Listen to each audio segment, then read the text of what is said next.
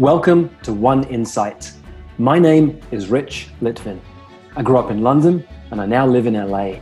And this is a podcast for extraordinary top performers. You see, I've coached some of the most successful and talented people on the planet.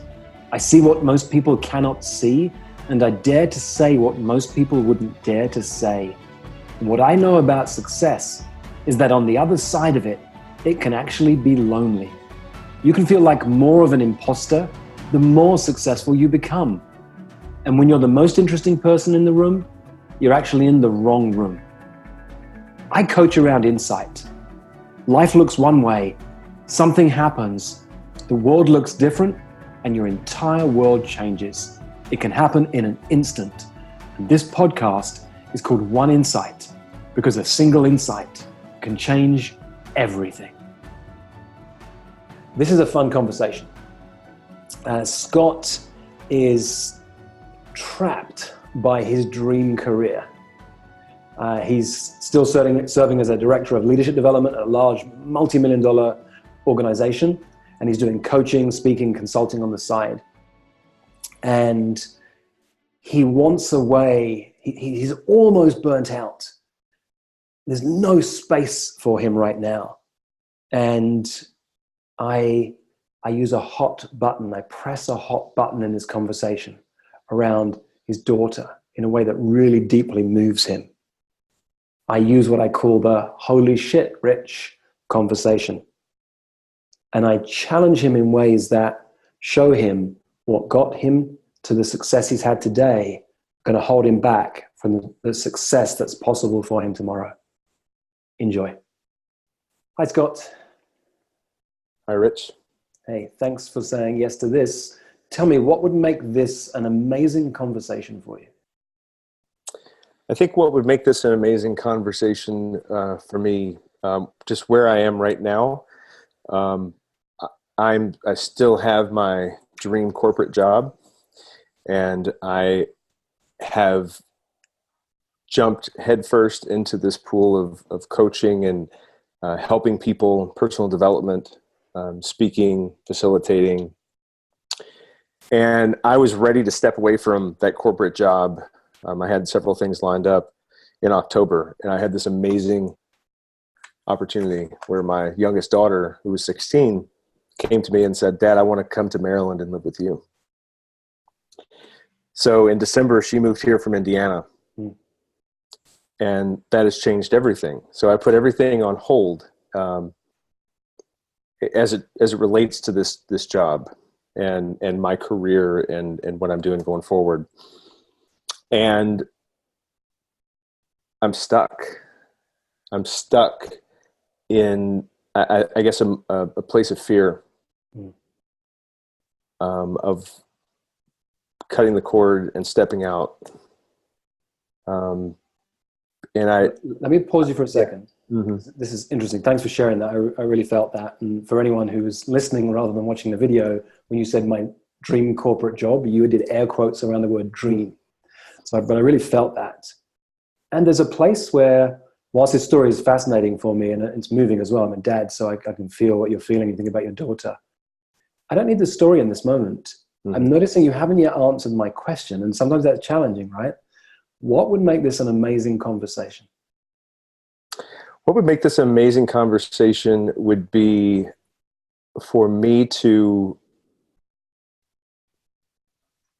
truly believe in myself, that I'm ready to go all in and be able to craft what that exit strategy looks like.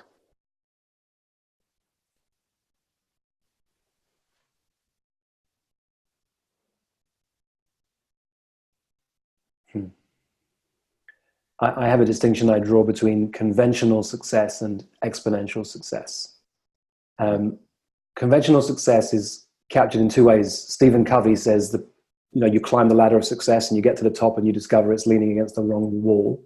Mm-hmm. Or the comedian Rita Rudner says the problem with the rat race is that even if you win it, you're still a rat. But nevertheless, it traps us, right? Because we have whatever it is, the mortgage, the rentals, the house, the school fees for the kids, whatever it is, we're trapped, and it's hard to walk away from that. So we get caught on, it's not so much a ladder as a treadmill that it's actually hard to get off. Especially when you have responsibilities, it feels so much, right? Absolutely. So two things come to me. One is, I work with a lot of people in the corporate world and help them transition to coaching and consulting. Sometimes the thing to do is to burn your bridges, to make a radical transition. That's it, I'm done, I'm complete. And sometimes, one of my favorite questions is to say, could you do in 4 days what most people do in 5?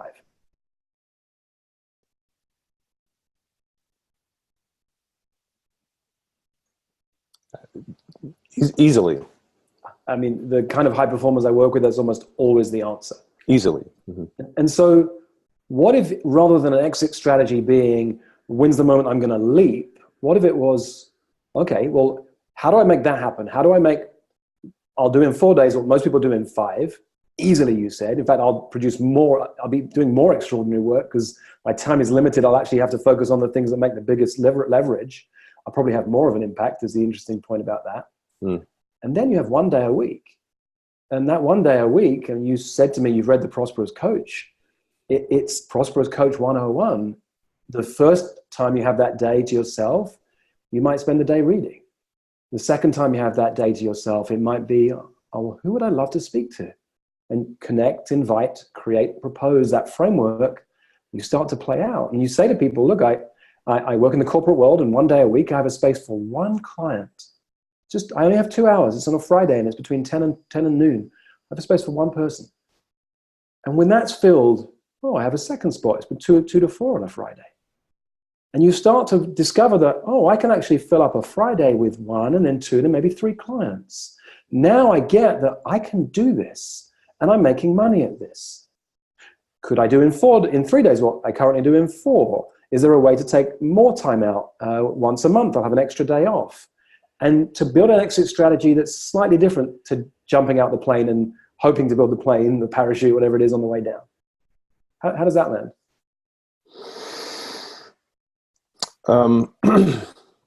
It makes total sense. The analogies that you used heading into that really, really landed with me, with the, especially the latter. In terms of how that lands, yeah, I mean, that would be really good. I have more work though already in my coaching and consulting business than 1-2 days that will actually house that effectively. So tell me about your world then, because I know you work in leadership development. You're in a multi-million-dollar corporation. Yes. And you also have a coaching and consulting practice on the side. Yes. So tell me, like, logistically, how does that work? Well, logistically, I mean, I put forth my 50, 55 plus hours and unquantifiable amounts of energy into that leadership development work. I'm also a consultant for 2 other organizations that contract me out for facilitation workshops and things like that, which is a fantastic financial element. And then I currently have 7 individual clients that I work with from a coaching standpoint. So yeah. Those are people who are listening and can't see my face. I'm smiling in this moment. How? And you're a dad. Yes. How do you get the time to do all of that, my friend? I sleep about 6 hours a day, and it's all jammed in. I mean, my days are full. My life is full. My heart's full. I'm thankful for all of that. Yeah. I'm grateful for that. Yeah. But it is not something that is sustainable. No. For sure. No. And here's the interesting thing. I'm going to push what I call a hot button now. And when you're talking to a parent, it's very easy to see where the hot button is. You are modeling for your daughter how to live her life. I'm the dad to 2 kids. It doesn't matter what I tell them about how to live their life. It's they watch me, and that's the biggest impact on how I'm living my life, how they're going to show up. Yes. What's the thought of how does that thought land inside of you that my 16-year-old might end up doing 50, 60 hours a week stressed out, maxed out into the future because that's the role model her dad gave her. When you said that, I actually physically felt hot. Yeah. Like I could feel the heat rise from my stomach and into my chest and my neck. That's not what I want for her. I want her to see that she should be doing something that is fulfilling, that allows her to live her purpose. And to be able to do that in if that's helping other people, whatever that is, but not in such a way where it's taking away from her whole being with the other parts of her life. The word balance kind of comes up as I say that. Yeah. Yeah. This is completely out of balance right now. Yeah. And it's sustainable for a while, but there'll come a moment when this impacts you too much and then it's too late in that moment. Right. So we need to kind of come back to this moment and have a look at like, okay, what do you want to create? What would look extraordinary for you in the future? The clients that you have, are they private clients who pay you individually? They are. Okay. So here's the first challenge I have for you is you're not charging enough. Yes. Okay. I see your smile. My favorite challenge in that moment is to tell someone to double their fees. The thing about doubling your fees is that you only need half as many clients just to stay where you are. The work you've done on leadership development, the level you're at in the corporate world, the kind of people you want to work with, investing at that level is not the issue for them. So there is a reason to raise your fees. There are other coaches who will charge less and do all sorts of things. So you don't have to worry, but who you are and your background should be reflected in the fees that you charge, because that will be reflected in the impact that you have on those people and their business and their lives. Yes. So there's a time to double. Because of your smile, in my head flashes the thought, double, if not triple, your fees for private coaching clients. So there's number one thought. Yes. Number two, I live my life by a number of heuristics, rules of thumb. And one of them is space is where miracles occur. So my job is to constantly find ways to create more and more white space on my calendar. There cannot be any white space on your calendar.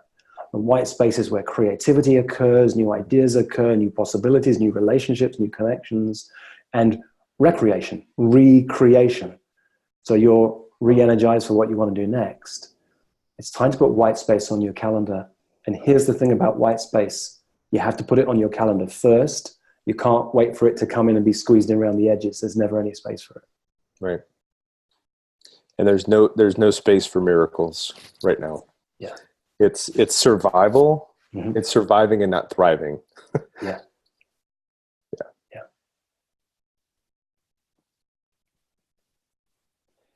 If you and I was to speak in 3 years and you said, you know what, something happened in that conversation with you and me that had a massive impact. And now 3 years later, I've got my dream lifestyle. What would you be telling me about your life, your business, your relationships? And let's do it as if we're talking and 3 years has already passed. We've been in our time machine. It's 3 years have gone. And the question, the way I like to start this is, holy shit, Rich. Holy shit, Rich. I can't believe it's already been 3 years from that discussion. It's funny how life has changed so dramatically. If you remember when we talked, I was stressed out and there was no white space on my calendar. It's amazing now being able to speak now that I only have just a handful of high-paying clients who I engaged through a speaking opportunity, which led to skills transfers and workshops within their organization, which led to the ability, the trust, and the ability to coach and consult. I'm only doing that with just a handful of folks right now, but the crazy thing about that is that my income is actually 3x. It's actually tripled what it was just 3 years ago. But more importantly is the time and the white space, as you called it, that is created. My wife and I, my daughter, we're able to travel. We love to travel, experience great cultures, experience great food. And I have so much time to do that because I have this repeatable, sustainable process that has allowed for that. And it was born out of that conversation that we had 3 years ago. Remind me two things. When you think back 3 years ago, what was the single biggest insight you had from that short conversation we had?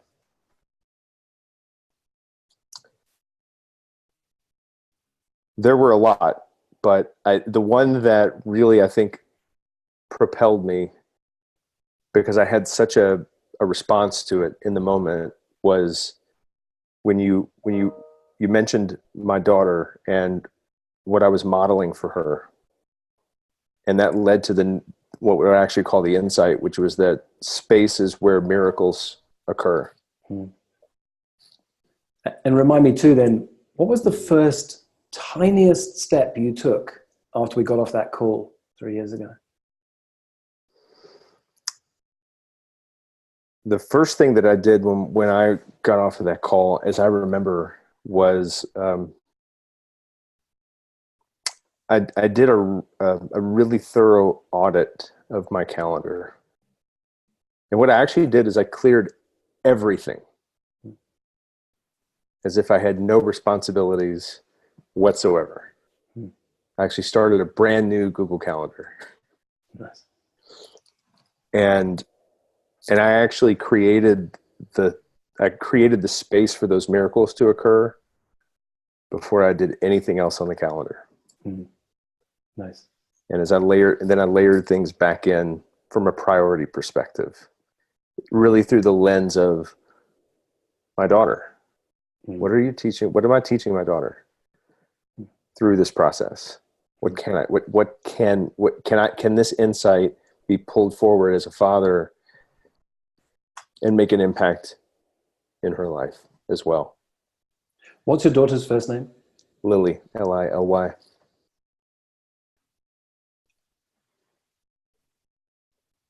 There are some Christians who wear a bracelet that says WWJD. What would Jesus do?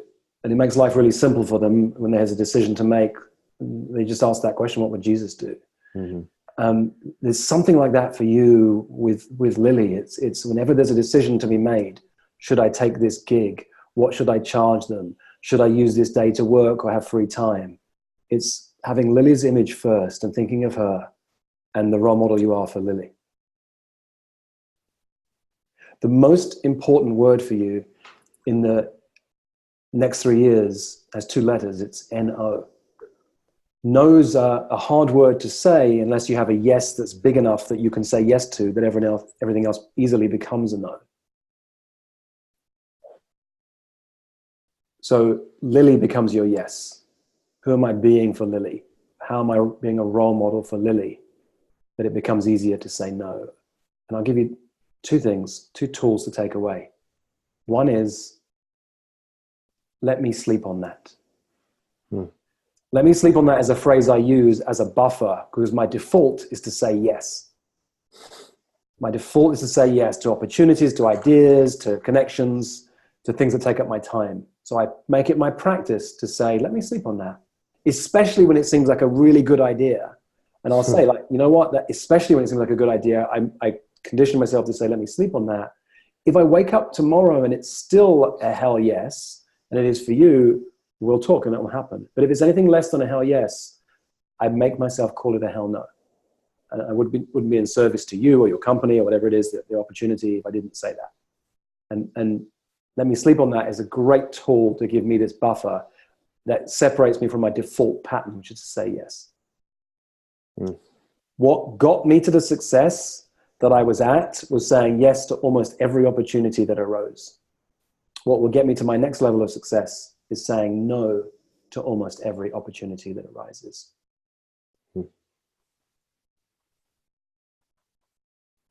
I love that. The last tool I'll give you Yeah, go ahead, finish that sentence. I was going to say that visual really resonates with me because it gives me pause to consider in those moments that I have doubt and I have, questions of my ability and my capability and my direction. Sometimes it feels like I'm still on the ground floor. Mm-hmm. But I have said yes to so many things that particular analogy lets me see that I'm not here. I am here. Yeah. And now it's time to pivot so that I can get here. Yeah, absolutely. Yeah. Thank you. The last tool I'll give you, it comes from Steve Chandler, actually. It's called an ideal average day. So an ideal day might be spent sipping cocktails on a beach on some remote island, but an ideal average day, what does your ideal average day look like? What time would you wake up? When would you work out? What kind of food would you eat? How many clients would you work with? Would you spend any time doing work that generates new business? What would your ideal average day look like? How much time would you spend with your daughter, on your own, with your wife? Craft out your ideal average day. I remember the first time I did this. I crafted it out. I put it on my wall in my office. It's on my wall. And in a month or two later, I was talking to a client and the idea came up and I said, let me tell you about this concept called ideal average day. And I said, in fact, I'll bring mine down. I'll tell you about mine. And I read it out to her and I said, I'd wake up at this time. I'd work out. I'd spend time with my wife. And I went through the whole day and I said to her, oh my God, that's today. Within 2 months, it already happened. And I hadn't done anything other than create it and put it on my wall. Mm. But most of us live a default life. We're creating a default future. We are heading passively into the future that is being created by every past step we've taken. And a few people are willing to live a created life. And a created life is when you have an image of Lily and you think about her before you make every decision. When you have your ideal average day on the wall. When you know, I'm willing to say no because I have a bigger yes to say yes to. Those are some of the elements for living a created life. Mm.